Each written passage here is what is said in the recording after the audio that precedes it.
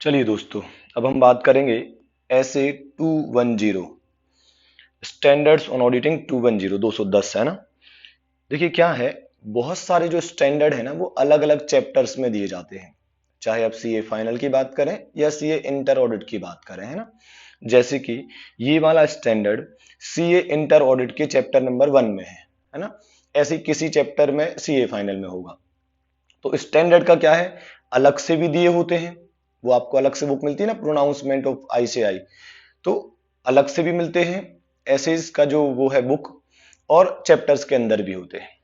तो मेरा मानना ऐसा है कि अगर कोई स्टैंडर्ड ऑन ऑडिटिंग किसी चैप्टर के अंदर भी है ना, तो भी उस ऐसे को ऐसे के नाम से ही पढ़ाऊं और अलग से आपको बताऊं कि ये सारी बातें जो हैं वो ऐसे में लिखी हैं, स्टैंडर्ड ऑन ऑडिटिंग में लिखी हुई हैं। सर इससे फायदा क्या है? देखिए क्या होता है, एग्जाम में अगर आप ऐसे का रेफरेंस देते हैं ना, तो ये बहुत स्ट्रॉन्ग बनाता है आपके कंटेंट को, है ना। आपके कंटेंट की वैल्यू बढ़ जाती है और एमसीक्यू भी आते हैं आजकल, करेक्ट एंड करेक्ट भी आते हैं। तो आपको पता होना चाहिए कि कौन सी बात कहाँ लिखी हुई है। तो हो सकता है आप उससे अपने मार्क्स इंप्रूव कर पाए, है ना। ऐसे के नाम की बहुत वैल्यू है आपके एग्जाम में, है ना, ध्यान रखिएगा। चलिए, तो क्या नाम है ऐसे 210 का? Agreeing the terms of audit engagement.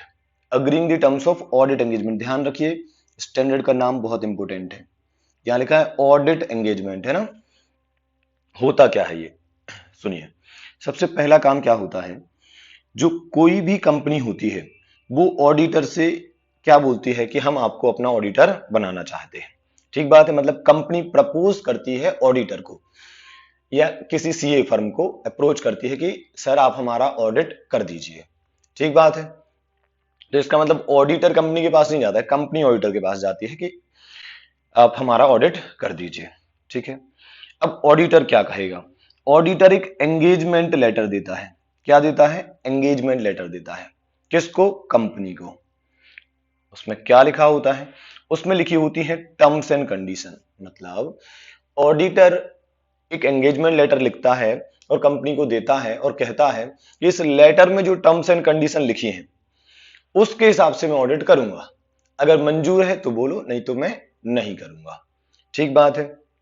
अच्छा, इससे फायदा क्या होता है? इससे कि मिसअंडरस्टैंडिंग ना हो। भाई ऑडिटर एंगेजमेंट लेटर में क्लियर कट लिख देता है कि देखो मैं ये चीजें करूंगा, ये चीजें नहीं करूंगा, ये मेरे स्कोप के अंदर आती हैं, ये नहीं आती हैं, ये मेरी रिस्पॉन्सिबिलिटी होगी, ये आप लोगों की रिस्पॉन्सिबिलिटी होगी। ऐसी सारी बातें एंगेजमेंट लेटर में लिखकर वो कंपनी को दे देता है और बोलता है कंपनी अगर आपको इन टर्म्स एंड कंडीशन पे ऑडिट करवाना है तो मैं अग्री हूं, अदरवाइज मैं अग्री नहीं हूं। ठीक है। अगर कंपनी को जमता है तो कंपनी क्या कर देती है? अपॉइंटमेंट लेटर इशू कर देती है। किसको? ऑडिटर को। और ऑडिटर अपॉइंट हो जाता है। ठीक है। तो ये एक जनरल प्रोसेस है। अच्छा, इस पर कई बार क्वेश्चन आ चुका है कि कौन एंगेजमेंट लेटर इशू करता है, ऑडिटर कंपनी को या कंपनी ऑडिटर को? तो ध्यान रखिए, ऑडिटर कंपनी के लिए एंगेजमेंट लेटर इशू करता है। ठीक बात है। तो ध्यान से, अब एंगेजमेंट लेटर में क्या होता है, क्या आता है, उस पर हम अभी चर्चा करने वाले हैं आगे। ठीक है। चलो, ऐसे का नाम क्या है? Agreeing the terms of audit engagement. ठीक है। ये एंगेजमेंट का मतलब आप वैसे ही समझ सकते हो जैसे कि किसी की मैरिज होती है ना, तो वो पहले एंगेजमेंट होती है, मतलब दो लोग आपस में एंगेज हो गए, अब वो साथ में काम करने वाले हैं आगे, है ना, वो साथ में रहने वाले हैं, इस टाइप से कुछ। चलो, तो क्या लिखा है? Accept the audit engagement if. ये क्या है भाई? देखो क्या होता है, जब ऑडिटर के पास कोई ऑडिट आता है, मतलब कोई कंपनी आती है कि हमारा ऑडिट कर दो, तो ऑडिटर उस असाइनमेंट को, उस ऑडिट को, उस वर्क को एक्सेप्ट करे या ना करे, तो जनरल आंसर आता है वो तो कर ही लेगा सर, पैसे कमाने हैं सबको, तो आए हुए पैसे को कौन छोड़ेगा, अपने क्लाइंट को कौन छोड़ेगा। देखिए ऐसा नहीं है। क्या होता है, बहुत सारी चीजें देखनी होती हैं ऑडिटर को ऑडिट लेने से पहले। अब पता चला कोई गंदा सा आदमी जो हजारों टाइप के फ्रॉड कर रहा है और एकदम बदनाम, और मतलब कुछ ढंग का नहीं है उसकी, ना कंपनी में ना फाइनेंशियल स्टेटमेंट, सब कचरे हो रखे हैं। तो ऐसी कंपनियों से तो ऑडिटर खुद डरता है, वो खुद भागता है कि भैया हमको नहीं करना, हमको नहीं उलझना, है ना। तो ये एक जनरल एग्जांपल है। सिंपल शब्दों में ये कहना चाहता हूं कि जब ऑडिटर के पास कोई असाइनमेंट आता है, एंगेजमेंट आता है, कोई ऑडिट आता है, तो उसको एक्सेप्ट करेगा कि नहीं करेगा। तो एक्सेप्ट करने के पहले उसे दो चीजें देखनी है। कितनी चीजें देखनी है? दो चीजें देखनी है। पहला क्या लिखा है? Whether pre conditions for an audit are present.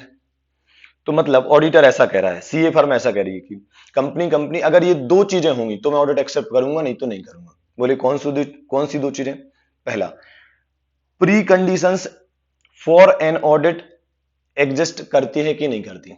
Sir ये प्री कंडीशन क्या है? रिलैक्स रहो, अभी थोड़ी देर में बताऊंगा कि प्री कंडीशन क्या होती है। अभी बस इतना समझ लो कि सीए फर्म क्या कर रही है, कंपनी कंपनी अगर प्री कंडीशंस प्रेजेंट होंगी या एग्जिस्ट होंगी तो ऑडिट एक्सेप्ट करेंगे, नहीं तो नहीं करेंगे। ठीक है, कंपनी ने बोला ठीक है भाई। और क्या है? तो सीए फर्म क्या बोलेगी? देखो, whether there is a common understanding between auditor and management. मतलब अगर मेरे, मतलब मैं ऑडिटर हूं, मैं हर बार खुद को ऑडिटर बोलूंगा, है ना? तो मेरे और कंपनी के बीच में कॉमन अंडरस्टैंडिंग होगी, हमारी मिल रही होगी, हमारी बातें, हमारी सोच, हमारी टर्म्स एंड कंडीशन, सारी चीजें मैच हो रही होंगी तो मैं ऑडिट एक्सेप्ट करूंगा, नहीं तो नहीं करूंगा। भाई मैं कुछ और चाहूंगा और आप कुछ और कहेंगे तो मैं वैसे नहीं कर पाऊंगा काम, है ना? तो आप इसको मैरिज से कंपेयर करिए, तो मैरिज में भी तो यही होता है। भाई अपन शादी से पहले क्या बोलते हैं कि अगर हम दोनों की आपस में सोच मैच होगी, अंडरस्टैंडिंग मैच होगी तो हम आगे बढ़ेंगे, नहीं तो नहीं बढ़ेंगे। समझे ना बात को? सो बताओ, क्या ऑडिटर के पास कोई ऑडिट एंगेजमेंट आएगा तो उसे बिना सोचे समझे एक्सेप्ट कर लेना चाहिए? आंसर है नो। तो उसे क्या करना चाहिए? वो कहेगा कंपनी से कि दो कंडीशन पूरी होंगी तो ही मैं ऑडिट एक्सेप्ट करूंगा। कौन सी दो कंडीशन? पहला, वो कहेगा अगर प्री कंडीशन एग्जिस्ट करती होंगी तो ऑडिट एक्सेप्ट करूंगा, नहीं तो नहीं। ठीक है, प्री कंडीशन क्या होती है अभी बताऊंगा। दूसरा, अगर हम दोनों के बीच में, मतलब मेरे और कंपनी के बीच में कॉमन अंडरस्टैंडिंग बनेगी तो हम ऑडिट करेंगे, ऑडिट एंगेजमेंट एक्सेप्ट करेंगे, अदरवाइज नहीं। समझे ना बात को? ओके। फिर अब अगला सवाल आता है कि भाई ये प्री कंडीशंस क्या है ना? देखो ये ऐसे बहुत इंपॉर्टेंट है एग्जाम के लिए भी और अदरवाइज भी, क्योंकि क्या है, इससे आपको पता चलेगा कि एक्चुअली ऑडिटर के अपॉइंटमेंट कैसे क्या होती है और किस तरीके से चीजें आगे बढ़ती, शुरुआत कैसे होती है किसी ऑडिट के, है? ओके। तो प्री कंडीशंस कितनी होती है टोटल? दो। प्री कंडीशन कितनी होती है टोटल? दो। ये भी एग्जाम में डायरेक्ट क्वेश्चन आ सकता है कि प्री कंडीशंस क्या होती है ना?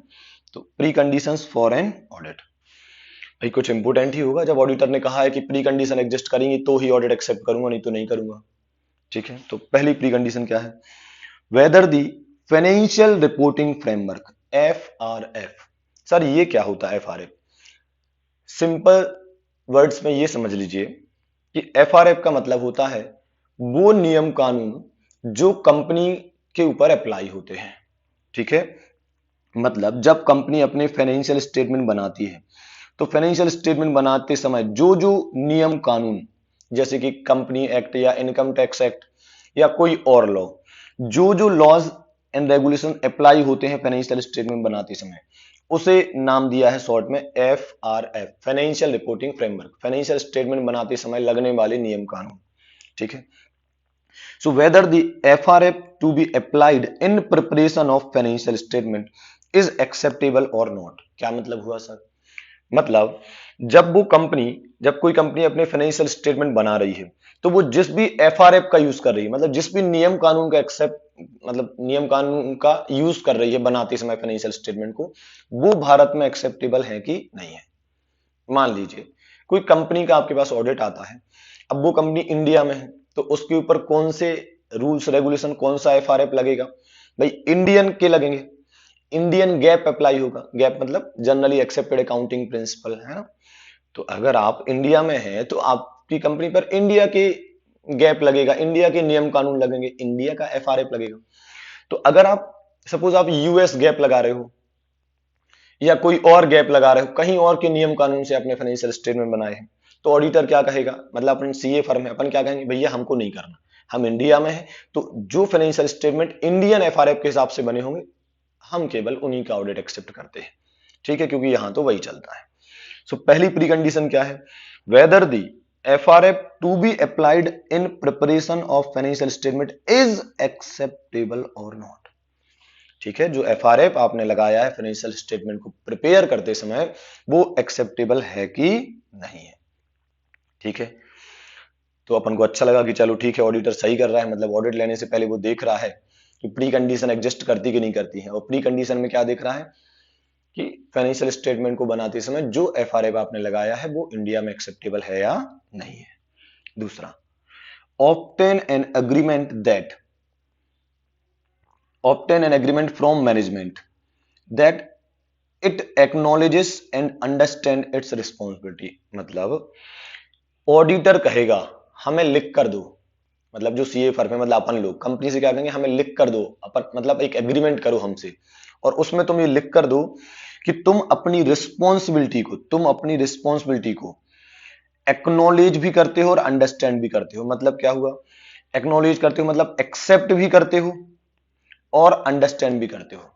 मतलब ऐसा ना हो कि हम तुम्हारा ऑडिट एक्सेप्ट कर लें, बाद में तुम हमसे बोलो कि ऑडिटर साहब हमारे फाइनेंशियल स्टेटमेंट भी बना दो, हम कहेंगे पगलाए गए हो का, हमारा काम फाइनेंशियल स्टेटमेंट बनाना नहीं है, समझे ना, फाइनेंशियल स्टेटमेंट का ऑडिट करना है।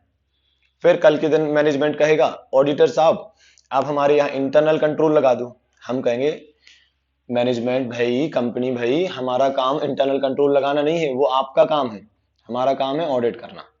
तो इसलिए स्टार्टिंग में ही ये सब चीजें ना हो, इसलिए स्टार्टिंग में ही अपन क्या कहेंगे कंपनी से कि सुनो आप लिख कर दे दो कि आप अपनी रिस्पॉन्सिबिलिटी को एक्नॉलेज भी करते हो, मतलब एक्सेप्ट भी करते हो और समझते भी हो, है ना। तो अपनी रिस्पॉन्सिबिलिटी को समझते भी हो और एक्सेप्ट भी करते हो। ठीक है, कौन सी रिस्पॉन्सिबिलिटी को, पहला preparation of financial statement as per FRF. भैया फाइनेंशियल स्टेटमेंट बनाना आपकी रिस्पॉन्सिबिलिटी है, क्या आप ये जानते हैं, समझते हैं, और क्या इस रिस्पॉन्सिबिलिटी को एक्सेप्ट भी करते हैं। समझ रहे, दोनों बातें जरूरी है। मान लो उसको पता है कि फाइनेंशियल स्टेटमेंट उसको ही बनाना चाहिए, लेकिन वो क्या कह रहा है, नहीं नहीं हम बनाएंगे नहीं, तो समझ तो रहा है पर एक्सेप्ट नहीं कर रहा है ना। सो क्या आपको पता है, क्या आप समझते हैं कि फाइनेंशियल स्टेटमेंट आपको ही बनाना है, वो भी एफआरएफ के हिसाब से, हमसे उम्मीद मत करना, दिस इज योर रिस्पॉन्सिबिलिटी, है ना, you must acknowledge and understand this, है ना। ओके। दूसरा, design and implement internal control system. मतलब इंटरनल कंट्रोल सिस्टम भी आपको ही लगाना है, आपको ही उसकी डिजाइन तैयार करनी है, आपको ही उसको इंप्लीमेंट करना है अपनी ऑर्गेनाइजेशन में। We are not responsible for that, है ना। फिर आगे जनरल बात लिखी है, design and implement internal control so as to prepare the financial statement that are free from material misstatement whether due to fraud or error। मतलब आपको internal control लगाना है, इसलिए लगाना है ताकि आपके यहां पर कोई गड़बड़ ना हो, जो आपके फाइनेंशियल स्टेटमेंट रहे वो फ्री फ्रॉम मटेरियल मिसस्टेटमेंट रहे। मतलब मटेरियल मिसस्टेटमेंट क्या होता है, कोई बड़ी गड़बड़, है ना, तो फाइनेंशियल स्टेटमेंट में कोई बड़ी गड़बड़ ना हो।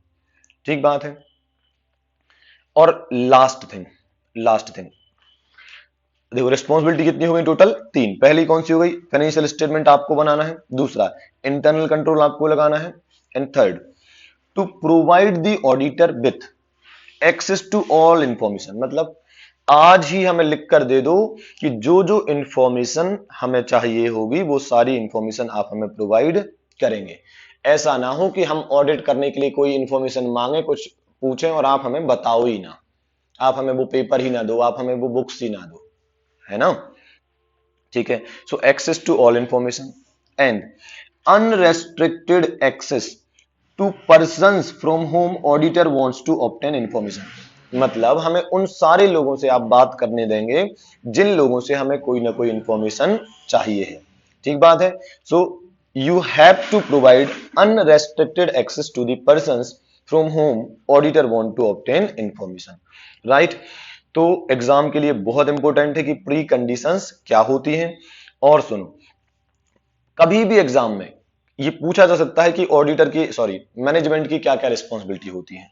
तो तीन रिस्पॉन्सिबिलिटी ही मैनेजमेंट की नॉर्मली होंगी, फाइनेंशियल स्टेटमेंट को बनाना, इंटरनल कंट्रोल सिस्टम को लगाना, और ऑडिटर के लिए सारी इंफॉर्मेशन जो ऑडिट के लिए रिक्वायर्ड है वो प्रोवाइड करना, और उन सारे लोगों से बात करने देना, उन सारे लोगों तक एक्सेस प्रोवाइड करना जिनसे ऑडिटर को कोई इंफॉर्मेशन चाहिए है, राइट। चलो अपन कहां थे, अपन बात कर रहे हैं ऐसे 210 पर, नाम क्या था, agreeing the terms of audit engagement. ठीक है, तो इसमें अपन ने जाना कि ऑडिटर के पास जब भी कोई ऑडिट एंगेजमेंट आएगा तो उसे तुरंत एक्सेप्ट नहीं करना है, दो चीजें देखनी है, क्या प्री कंडीशन एग्जिस्ट करती हैं, और दूसरा क्या हमारे और मैनेजमेंट के बीच में कॉमन अंडरस्टैंडिंग है या नहीं है। प्री कंडीशन कितनी है, दो है, ठीक है। पहला पहला पहला कंडीशन क्या था कि फाइनेंशियल स्टेटमेंट बनाते समय जो एफआरएफ लगाया है वो एक्सेप्टेबल है कि नहीं है, और दूसरा क्या मैनेजमेंट अपनी रिस्पॉन्सिबिलिटी को अंडरस्टैंड भी करता है और एक्नॉलेज भी करता है। कौन सी रिस्पॉन्सिबिलिटी, वो तीन है। फाइनेंशियल स्टेटमेंट आपको बनाना है, इंटरनल कंट्रोल सिस्टम आपको लगाना है, और ऑडिटर को सारी इंफॉर्मेशन देना है, और उन सारे लोगों से बात करने देनी है जो मतलब जिनसे ऑडिटर को इंफॉर्मेशन चाहिए, राइट। चलो तो हम आगे बढ़ते हैं। चलो अब बात करते हैं कंटेंट ऑफ एंगेजमेंट लेटर। अच्छा, एंगेजमेंट लेटर में क्या क्या होता है, ठीक है। तो बताओ एंगेजमेंट लेटर कौन किसको देता है, ऑडिटर देता है एंगेजमेंट लेटर मैनेजमेंट को कि भैया ये सब चीजें रहेंगी, इन टर्म्स एंड कंडीशन के हिसाब से काम होगा, मंजूर हो तो आगे बात करें, नहीं तो फिर खत्म, है ना। सो टोटल 5 बातें इसमें आती हैं, ठीक है। ध्यान रखिए भाई, एग्जाम में आ सकता है ये, है ना, आया भी होगा मेरे हिसाब से। So content of engagement letter 5 point है। पहला, objective and scope of audit. Audit जो मैं करने वाला हूं आपकी कंपनी का, उसका क्या ऑब्जेक्टिव है और उसका क्या स्कोप है, क्या दायरा है। आप अंड संड कुछ तो भी एक्सपेक्ट मत कर देना कि हर चीज हम ही कर देंगे। हमारे ऑडिट का क्या स्कोप है, क्या दायरा है, क्या लिमिटेशन है, वो हम आपको बता रहे हैं, ठीक है। सो objective and scope of audit ये लेटर में लिखा होगा। दूसरा, आपकी रिस्पॉन्सिबिलिटी मतलब रिस्पॉन्सिबिलिटी ऑफ मैनेजमेंट, हम क्लियर कट बताए दे रहे हैं ये वाली रिस्पॉन्सिबिलिटी आपकी है, ठीक है, हमसे उम्मीद मत करना। फिर रिस्पॉन्सिबिलिटी ऑफ ऑडिटर, हम अपनी रिस्पॉन्सिबिलिटी बता देते हैं, ये हमारी रिस्पॉन्सिबिलिटी है, इससे ज्यादा एक्सपेक्ट मत करना, है ना। तो एकदम क्लियर। अच्छा, ये सब क्यों होता है, झगड़ा ना हो। जैसे फॉर एग्जांपल यार, आपका किसी से एंगेजमेंट हो रहा है ना, शादी हो रहा है, एंगेजमेंट हो रहा है, और सोचो उसमें भी ऐसा होने लगे कि एक लेटर लिखा हो क्लियर कट कि देखो मैडम आपको ये करना पड़ेगा, हम ये करेंगे। इससे फायदा क्या होगा, कल के दिन झगड़ा नहीं होगा। अभी साला तुम कल के दिन हमसे बोलोगे कि क्यों तुम बर्तन क्यों नहीं धो रहे हो, तुम झाड़ू क्यों नहीं लगा रहे हो, कुछ भी है, तो भाई पहले बात हुई थी क्या, तो पहले अगर क्लियर कट लिख लेंगे कि तुमको ये करना है, हमको ये करना है, तो झगड़े नहीं होंगे ना। सो डिस्प्यूट अवॉइड करना है तो सबसे अच्छा तरीका क्या है, एक लेटर लिखो, उसमें प्रॉपर हर चीज को डिफाइन कर दो कि तुमको ये करना है, हमको ये करना है, राइट। सो 3 बातें कौन कौन सी हो गई, objective and scope of audit लिख दिया भैया, ऑडिट का क्या ऑब्जेक्टिव और उसका क्या दायरा होगा, उससे ज्यादा उम्मीद मत करना। फिर आपकी रिस्पॉन्सिबिलिटी क्या होगी, फिर हमारी रिस्पॉन्सिबिलिटी क्या होगी, ठीक है। फिर identification of applicable FRF to be applied in preparation of financial statement. पहले ही हम बता दें कि देखो हमारे हिसाब से आप इंडिया में हो, इंडियन कंपनी हो या इंडिया में काम कर रहे हो, तो आप पर ये एफआरएफ मतलब ये नियम कानून लगेंगे, ठीक है। अगर आप इनके हिसाब से होगे तो हम ऑडिट करेंगे, नहीं तो नहीं करेंगे, है ना। सो आइडेंटिफिकेशन पहले ही आइडेंटिफाई कर लें कि मतलब ऑडिटर आइडेंटिफाई कर लेगा एक तरीके से कि इस पर कौन से नियम कानून लगना चाहिए, ठीक है। वैसे तो कंपनी को भी सब पता ही होगा, पर बता रहा हूं बस ऐसे कि क्लियर कर लेंगे पहले ही कि भाई ये वाला एफआरएफ, ये वाले नियम कानून आपको फाइनेंशियल स्टेटमेंट बनाते समय लगाने हैं। अगर आप ये नहीं लगाओगे तो फिर कोई मतलब नहीं, हम ऑडिट नहीं कर पाएंगे, है, राइट। फिफ्थ क्या है, expected form and content of report to be issued by auditor। मतलब ऑडिटर पहले ही बता देता है, क्या पहले ही बता देता है कि जो मैं ऑडिट रिपोर्ट आपको बनाकर दूंगा उसका फॉर्मेट क्या होगा, ठीक है, और उसका कंटेंट क्या होगा, किस फॉर्मेट में हम आपको ऑडिट रिपोर्ट देंगे और उसका क्या कंटेंट होगा। यार ऑब्वियसली आपको बताना पड़ेगा ना, क्यों, अरे यार सामने वाला आपको ऑडिट की फीस देगा ना, सारा सपोर्ट कर रहा है ना, इतनी सारी फीस भी दे रहा है ना, तो आप उसको बता दो कि आप उसको क्या दे रहे हो, आप उसको अल्टीमेटली रिपोर्ट ही तो देते हो कि आपने क्या चेक करा। तो वो आप रिपोर्ट का पहले ही बता दो कि देखो ये फॉर्मेट रहेगा और हम इसमें ये कंटेंट लिखकर देंगे, ठीक बात है। तो भाई सीधी सी बात है, आप हमें पैसे दे रहे हो, हम आपको रिपोर्ट बनाकर दे रहे हैं पूरी चेकिंग करने के बाद, right. Plus circumstances that may affect the form and content of audit report। मतलब वो कौन कौन सी सर्कमस्टेंसेस से परिस्थितियां हैं जिनमें ऑडिट रिपोर्ट का फॉर्मेट या कंटेंट चेंज भी हो सकता है, तो हम वो भी पहले ही से बता देंगे। ऐसी कुछ कंडीशन होती हैं, कुछ मैं आपको आगे चल के बताऊंगा, अभी समझाऊंगा तो बहुत मतलब समझानी डिफिकल्ट हो जाएगा इनफैक्ट यहाँ पर, है ना। ओवर द टाइम आप समझ जाएंगे, है ना, जब मैं बताऊंगा आगे तो अच्छा, ये क्यों बताना है कि कौन कौन सी सर्कमस्टेंसेस हैं जिसमें ऑडिट रिपोर्ट का फॉर्म या कंटेंट बदल सकता है? इसलिए बताना है कि देखो, आप हमें फीस दोगे ऑडिट की और हमने आपको फॉर्मेट और कंटेंट बता दिया है। अब मान लो कल के दिन थोड़ा बहुत चेंज हो गया ऑडिट रिपोर्ट के फॉर्मेट में या कंटेंट में, तो आप कहोगे नहीं यार, हमने तो इस बात के पैसे दिए थे, आपने तो पता नहीं कुछ तो भी कर दिया है ना। तो अपन पहले ही से बता दो कि देखो यार, इन इन कंडीशन में हो सकता है फॉर्म या कंटेंट ऑफ ऑडिट रिपोर्ट थोड़ा सा चेंज हो जाए, है ना। तो इससे क्या रहेगा, सामने वाला मैनेजमेंट जो है वो तैयार रहेगा कि हाँ हाँ ठीक है ना। So this is what content of engagement letter. कितने पॉइंट है? 5। Objective and scope of audit, management की रिस्पॉन्सिबिलिटी, ऑडिटर की रिस्पॉन्सिबिलिटी, फिर identification of applicable FRF to be applied in preparation of financial statement and expected form and content of report to be issued by auditor, that is audit report, है ना। And साथ में लिख दो circumstances that may affect the form and content of audit report। 4 marks का exam में direct question आ सकता है, आप मजा आ जाएगा, सीधे 4 में से 4 मिल जाएंगे अगर आपने ये 5 पॉइंट लिख दिए तो, है ना। ओके, चलो अगला बहुत महत्वपूर्ण पॉइंट, इस पर बहुत बार एग्जाम में क्वेश्चन आया हुआ है ना। क्या लिखा है? Change in terms of engagement before completion of audit. अब देखिए क्या हुआ, आप हमारे पास ऑडिट करवाने आए, हमने आपको एंगेजमेंट लेटर दिया, हमने अपनी सारी टर्म्स एंड कंडीशन बता दी, सब कुछ बता दिया। हम मतलब हमेशा कौन है? ऑडिटर, है ना। तो हमने सब बता दिया, कंपनी ने बोला कि हाँ हाँ ठीक है, हमें सब मंजूर है, ठीक है, और हमारा हम ऑडिट एंगेजमेंट हमने एक्सेप्ट कर लिया, मतलब I have started auditing the things, है ना, मतलब मैं ऑडिट स्टार्ट कर चुका हूं, I have accepted the audit assignment, right. इसको आप दूसरे एंगल से ऐसे समझ सकते हो कि शादी के पहले, एंगेजमेंट के पहले मैंने जो भी सामने वाली होगी उसको मैंने सब कुछ बता दिया कि ऐसा ऐसा होगा, सब कुछ लिख कर दे दिया, उसकी क्या रिस्पॉन्सिबिलिटी, मेरी क्या रिस्पॉन्सिबिलिटी, सब कुछ, सारी टर्म्स एंड कंडीशन सब कुछ समझ लिया और हमारी एंगेजमेंट हो गई, ठीक है। अब लाइफ स्टार्ट, ऐसे भी समझ सकते हो आप, है ना, कुछ उसी तरीके से। ऐसे यहां पर क्या हो गया है कि भैया हमने ऑडिट असाइनमेंट एक्सेप्ट कर लिया है, अब मैंने ऑडिट स्टार्ट कर दिया है, अब मैनेजमेंट आता है, अभी मेरा ऑडिट खत्म नहीं हुआ, मैं ऑडिट कर ही रहा हूं, अभी 5-10 दिन 15 दिन हो गए, अब मैनेजमेंट मेरे पास आता है, ठीक है। मैनेजमेंट मेरे पास आता है और कहता है कि ऑडिटर साहब सुनिए ना, जो टर्म्स एंड कंडीशन पे आपने ऑडिट एक्सेप्ट करा था ना, वो हमें चेंज करना है, हमें वो वाली टर्म्स एंड कंडीशन जम नहीं रही, ऐसा बोल रहा है। तो फिर क्या होगा भाई? टर्म्स एंड कंडीशन तो डिफाइन थी, उसी के आधार पे मैंने ऑडिट एक्सेप्ट करा था, अब तुम कह रहे हो कि नहीं नहीं चेंज करो, जबकि अभी तो ऑडिट खत्म ही नहीं हुआ है भाई, ऑडिट खत्म होने तक यही टर्म्स एंड कंडीशन है ना। अच्छा, ऐसा किस केस में हो सकता है? जैसे कि मान लीजिए, है ना, जो मैं एग्जांपल दे रहा हूं वो एग्जाम में केस स्टडी में भी आया है, सुनना ध्यान से, है ना। मैं ऑडिटर हूं, मैंने मैनेजमेंट से कहा कि यार वो फिक्स एसेट का रजिस्टर चेक करा दो जरा, फिक्स्ड एसेट का रजिस्टर मुझे दिखा दो। तो मैनेजमेंट आना का नहीं कर रहा है, दे ही नहीं रहा है रजिस्टर। फिर मैंने कुछ लोगों से कोई जानकारी लेना चाहिए तो कोई सपोर्ट ही नहीं मिल रहा है, कुछ नहीं कर रहे हैं। तो मैंने कहा यार मैनेजमेंट, आपने तो बोला था कि आप सारी इंफॉर्मेशन जो रिक्वायर्ड होगी ऑडिट के लिए वो आप हमें प्रोवाइड करोगे, आप तो आप प्रोवाइड ही नहीं कर रहे हो, और ना आप हमें उन लोगों पर एक्सेस प्रोवाइड कर रहे हो, ना आप हमें उन लोगों से बात करने दे रहे हो जिनसे हमें इंफॉर्मेशन चाहिए, आप तो हर चीज में रोक टोक कर रहे हो।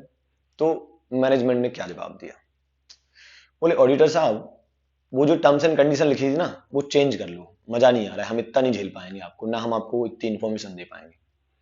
तो इस सिचुएशन में अपन अब आ चुके हैं कि जिन टर्म्स एंड कंडीशन पे ऑडिट हमने एक्सेप्ट करा था, मैनेजमेंट ऑडिट खत्म होने से पहले ही वो चेंज करने को कह रहा है। अब ऑडिटर क्या करेगा, क्या करना चाहिए, आप बताइए, है ना। तो ये है, तो एक पैराग्राफ में पूरा उसका आंसर लिखा होता है, आप देखना कभी किसी, मतलब कई बार आया है क्वेश्चन, तो है ना। तो मैंने एक सिस्टमेटिक फॉर्म में उसको अरेंज कर दिया है और आपको समझा देता हूं, ठीक है। मेरा काम दोनों है यार, एक समझाना भी है और एग्जाम के हिसाब से कैसे लिखना है वो प्रिपेयर भी कराना है, इसलिए मैं पूरी लैंग्वेज यहां पर लिखता हूं, है ना।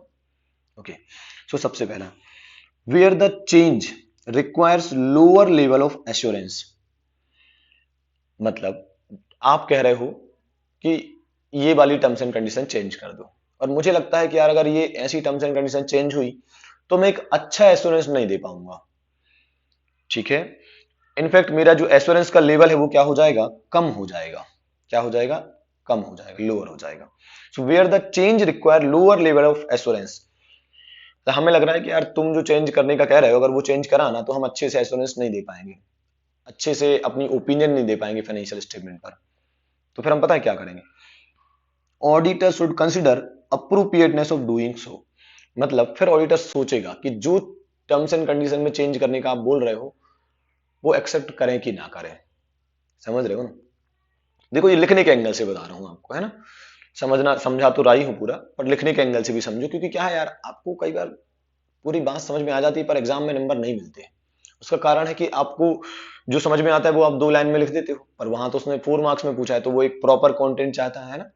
तो पहली लाइन में हम क्या बोलेंगे, अगर मैनेजमेंट कोई ऐसे चेंज, मतलब ऐसी कोई टर्म्स एंड कंडीशन में चेंज करने की बात कर रहा है जिससे मुझे लगता है कि मैं एक अच्छे लेवल का एश्योरेंस नहीं दे पाऊंगा, तो फिर I will think about it, I will think about it कि whether it is appropriate to do so, क्या ऐसा करना उचित होगा।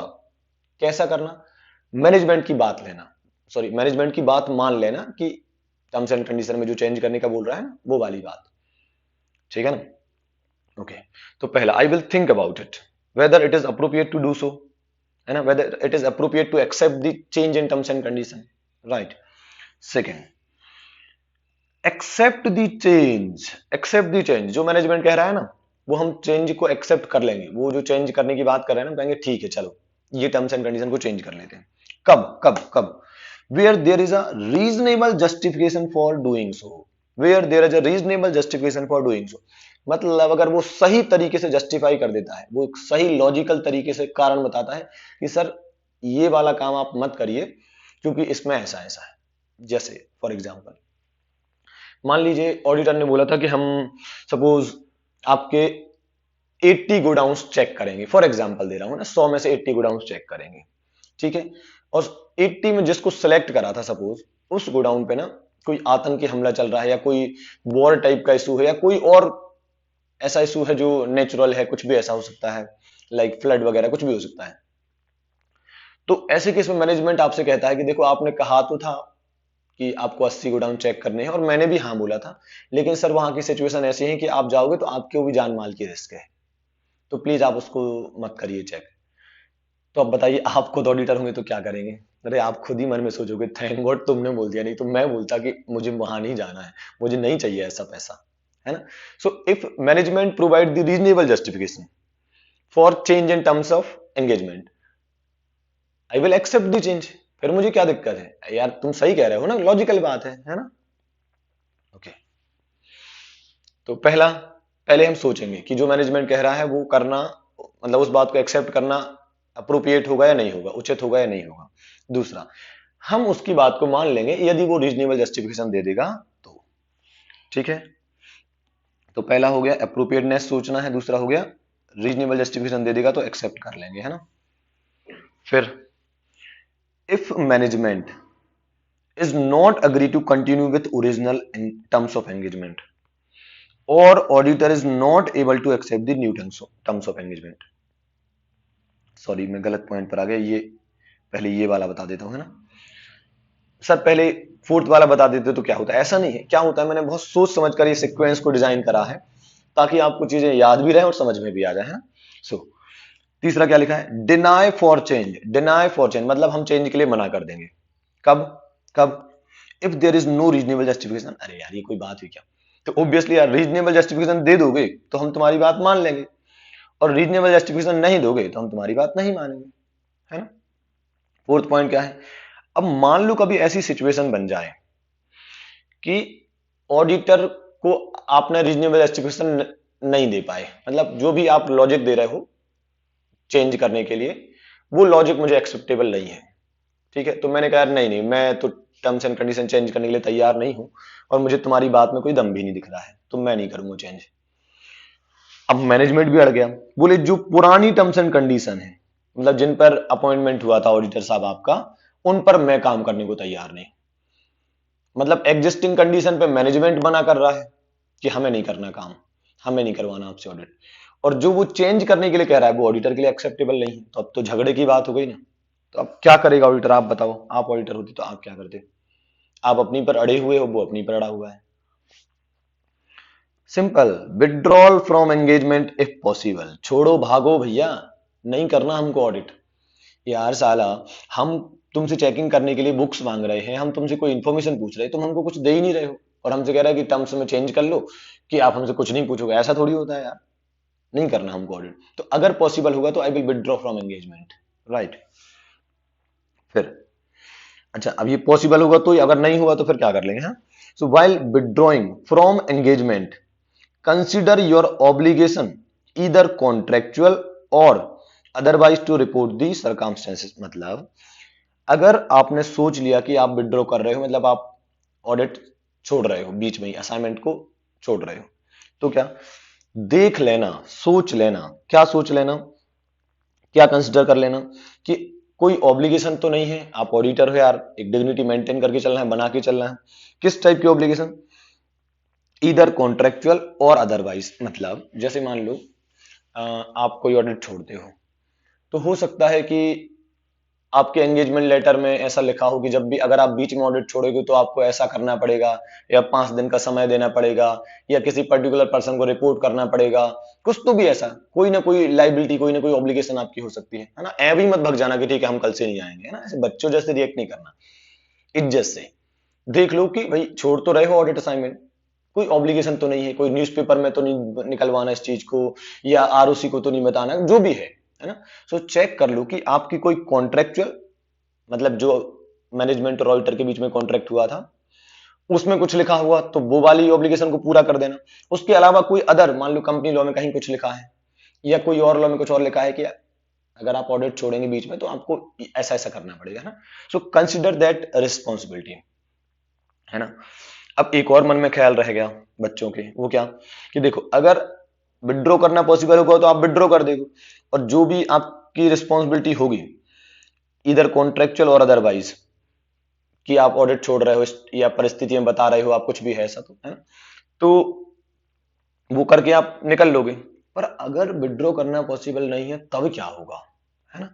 मतलब आप ऑडिट नहीं छोड़ सकते, तब आपको क्या करना चाहिए? सिंपल है, फिर रिपोर्ट बनाओ और उसमें लिख दो डिस्क्लेमर ऑफ ओपिनियन दे दो। मतलब डिस्क्लेमर ऑफ ओपिनियन क्या होता है सर? अपनी ओपिनियन देने से मना कर दो, बोल देना कि इनने हमें ऑडिट ढंग से करने ही नहीं दिया, इनने हमें चेकिंग करने ही नहीं दी, इसलिए हम डिस्क्लेमर ऑफ ओपिनियन दे रहे हैं। भाई सीधी सी बात है, हमें पास जानकारी नहीं होगी तो हम अपनी ओपिनियन क्यों दें? अपना मुंह तब खोलो, अपनी ओपिनियन तब दो जब आपके पास पूरी जानकारी हो। अधूरी इंफॉर्मेशन के आधार पर कुछ तो भी नहीं बोलना, कोई ओपिनियन नहीं देना।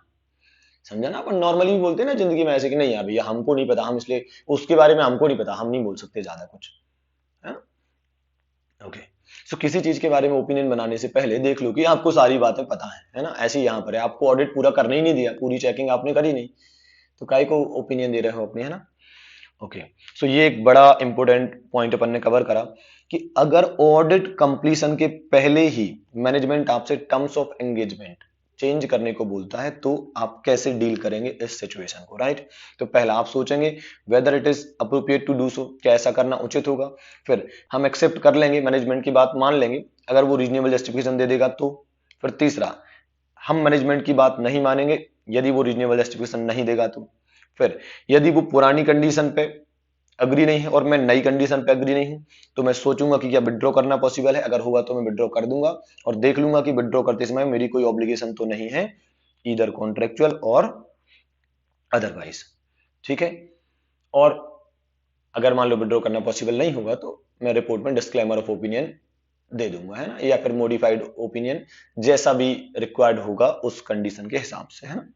ओके, ठीक है। आई होप आपको यहां तक समझ में आ गया होगा, है।